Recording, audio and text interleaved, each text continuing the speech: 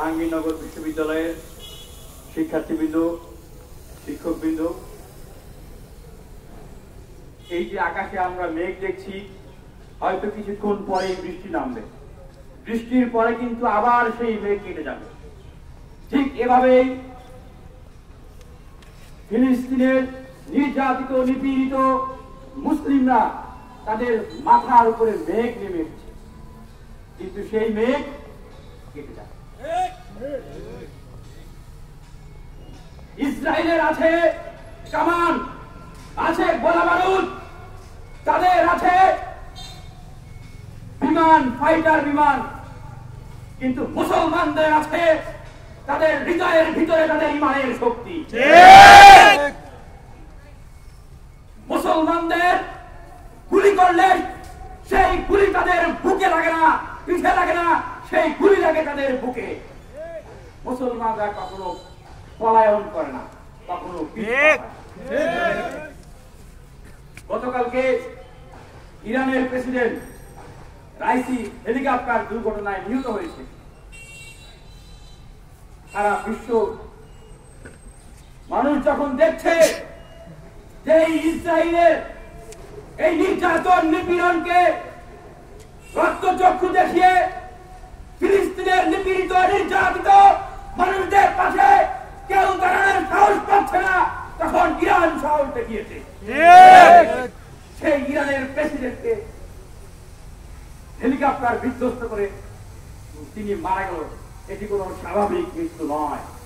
ঠিক এই মুহূর্তে সমগ্র মুসলিম বিশ্বকে ঐক্যবদ্ধ করার জন্য, নির্যাতিত, নিপীড়িত মুসলমানদেরকে ঐক্যবদ্ধ করার জন্য যারা সাহস দিয়েছিল, সেই সাহস যেন ভেঙে যায়, সে কারণে এই দুর্ঘটনাটি ঘটানো হয়েছে।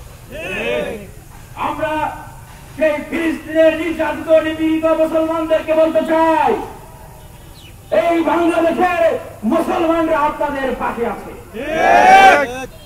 এই বাংলাদেশের ঢাকা, রাজশাহী, চট্টগ্রাম, জাহাঙ্গীরনগর বিশ্ববিদ্যালয়, বুয়েট মেডিকেল সহ সমস্ত বিশ্ববিদ্যালয়ের মানবতাকামী, মানব দরদী শিক্ষার্থীরা আপনাদের এই মানবতার বুঝে আপনাদের পাশে আছে। আপনারা ভয় পাবেন না, আপনারা আতঙ্কিত হবেন না, বিজয় আপনাদের জন্য অনিবার্য। জাতিসংঘের যখন 143টা দেশ সাধারণ পরিষদে ফিলিস্তিনকে স্বাধীন জাতিসংঘের সদস্য করার জন্য তারা ভোট দিল, তখন দেখলাম যে ইসরায়েলের যে দূত, রাষ্ট্রদূত গিলাস, তিনি জাতিসংঘের চার্টার সেখানে ছিঁড়ে ফেললেন। কত বড় দুঃসাহস! তাকে তো গালে চড় দিয়ে সেখান থেকে জাতিসংঘ থেকে বের করে দেওয়া উচিত, কিন্তু সেটি করার সাহস জাতিসংঘের নাই। কেন নাই? আমরা দেখছি বিশ্বের পরাশক্তি যারা মানবতার সবক লেসন দিয়ে বেড়াচ্ছে অল ওভার দ্য ওয়ার্ল্ড, তারা এই ইসরায়েল ফিলিস্তিনে যে নিপীড়ন, নির্যাতন চালাচ্ছে তাদের পক্ষে সেরকম করে ব্যবস্থা করছে। কিন্তু আল্লাহর কি মহিমা! সেই আমেরিকার বিশ্ববিদ্যালয়গুলোতে, অর্থাৎ আমেরিকার সেই কলিজার ভিতরে আমেরিকার ভবিষ্যৎ নেতৃত্বরা তারা সেখানে আন্দোলন করছে। আমেরিকার কলম্বিয়া বিশ্ববিদ্যালয় সহ আমেরিকার অর্ধশত বিশ্ববিদ্যালয়ের বেশি শিক্ষার্থীরা তারা সেখানে মানবতার পক্ষে দাঁড়িয়েছে।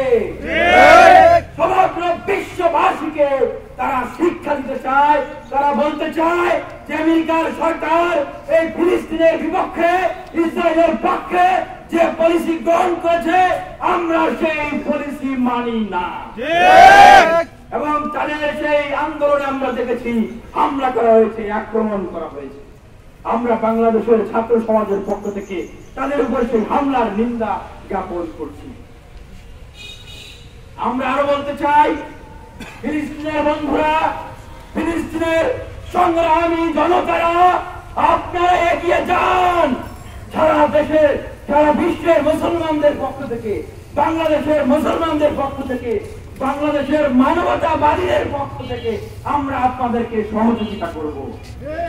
আপনারা বিপদে পড়ছেন, আমরা বাংলাদেশ থেকে প্রয়োজনে ফিলিস্তিনে আপনারা যে যুদ্ধ করছেন, বাংলাদেশের তরুণরা প্রস্তুত আছে আপনাদের সেই মানবতার পক্ষে, আপনাদের সেই স্বাধীন রাষ্ট্রের অধিকারের পক্ষে যুদ্ধ যে করছেন, সেই যুদ্ধে আমাদের দেশ থেকে আমাদের তরুণ ছাত্র জনতারা তারা সেইখানে অংশগ্রহণ করছে।